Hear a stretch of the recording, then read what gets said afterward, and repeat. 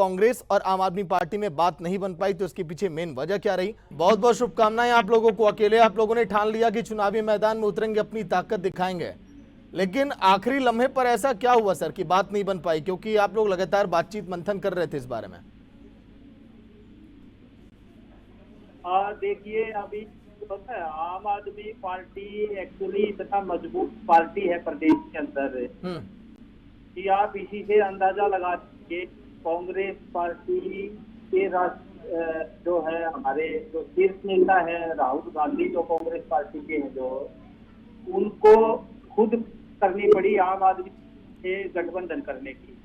देखो, आम आदमी पार्टी ने से गठबंधन की कोई पहल नहीं की थी और हमारे नेतृत्व ने उस पहल का एक जोरदार स्वागत किया और उस पहल के बाद एक वोट जो है, बातचीत का दौर आम आदमी पार्टी और कांग्रेस के नेतृत्व के बीच एक दौर चला।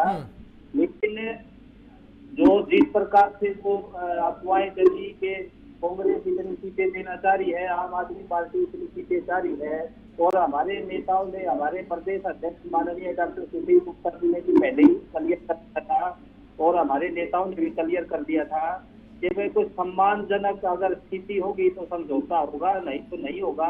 तो इसलिए ये कोई ऐसा प्रयास लगाना जो ना, वो कह सकते हम के बातचीत नहीं बनती। तो अगर ये जो है कांग्रेस ने जो भी है अपना, जो कोई भी राष्ट्रीय पार्टी है, आज आम आदमी पार्टी के बहुत बड़े राष्ट्रीय दल के रूप के सामने विकल्प के रूप में है।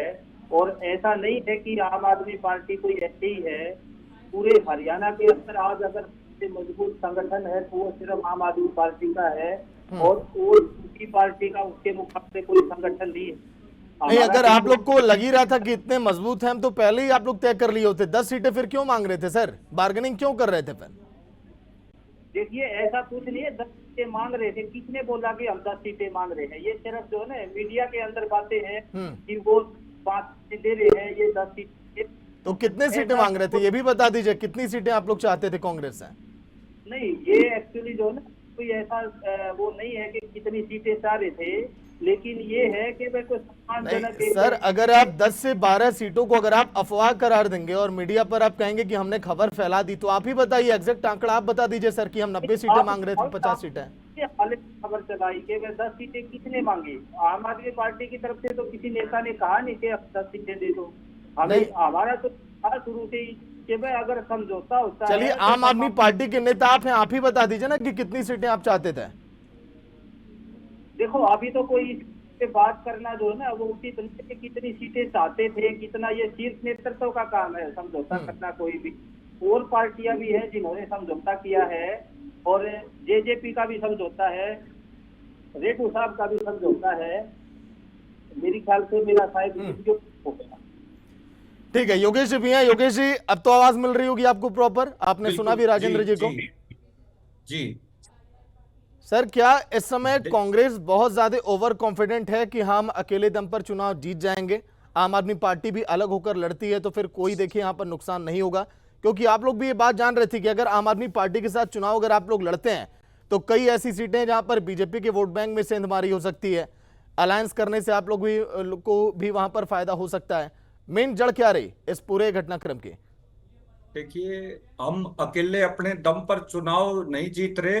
हम एक तरफा जो है, कम से कम 2/3 थंब मेजोरिटी से हरियाणा में कांग्रेस पार्टी की सरकार बनने जा रही है। और ये मैं नहीं बोल रहा, पूरा प्रदेश का हर, अगर आप छोटे बच्चे से पूछोगे वो भी बता देगा। क्योंकि आज हरियाणा में जो पिछले जो 10 साल का कुशासन भारतीय जनता पार्टी का रहा, वो पूरा प्रदेश जानता है। और जहां तक आम आदमी पार्टी के साथ गठबंधन की बात का सवाल है, उसमें हमारी जो प्रदेश की लीडरशिप है, चौधरी भूपेंद्र सिंह हुड्डा जी, चौधरी उदयभान जी, वो स्पष्ट कर चुके थे कि हरियाणा में हमें गठबंधन की आवश्यकता नहीं है। फिर भी क्योंकि देखिए, आम आदमी से हमारी विचारधारा कुछ मेल खाती है, क्योंकि हमारे इंडिया गठबंधन का वो पार्ट है। तो राहुल गांधी जी की तरफ से, सीनियर लीडरशिप की तरफ से एक ये था कि अगर कुछ उस बारे में विचार विमर्श जरूर चला था, मैं समझता हूं।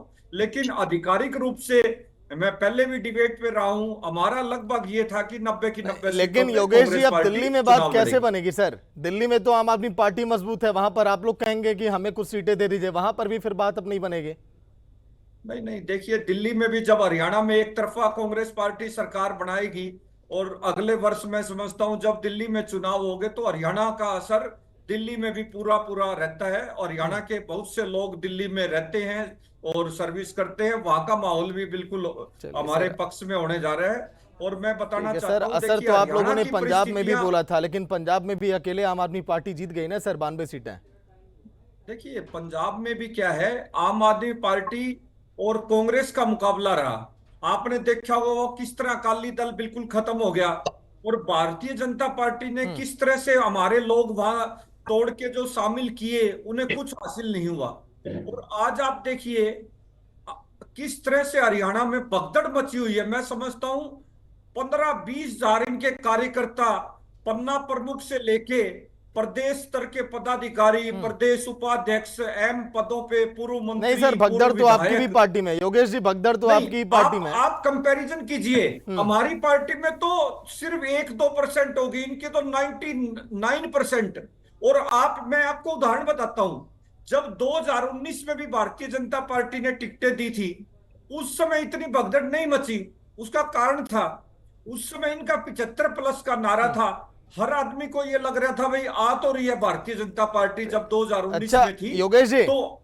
तो उन हाँ जी। तस्वीरों को भी आप दरकिनार कर रहे हैं क्या, जब तमाम कार्यकर्ता बाबरिया साहब की गाड़ी को घेर लिए, वो वहां पर फूट फूट कर रोने लगे, एम्स में बताइए वो पहुंच गए, डिप्रेशन में इलाज वो कराने लगे। का ऑडियो नहीं आ रहा मेरे पास फोन से। कार्यकर्ताओं दूसरे की जो बोल रहे हैं उनका अपनी, जो उनकी जो है एक अपने नेता के प्रति वो एक उनकी चाहत थी कि हमारे नेता को टिकट मिले, वो भगदड़ नहीं है, वो उनका एक एफर्ट्स है, मतलब कि प्रयास आपका करते हैं हम लोग अपने उसके लिए। आपका बताइए, प्रदेश प्रमुख हॉस्पिटल में इलाज कराने पहुंच जा रहा है, लोग कार्यकर्ता उसे घेर ले रहे हैं, वो फूट फूट कर रोने लग रहा है, और आप इसे प्यार आप बता रहे हैं सर।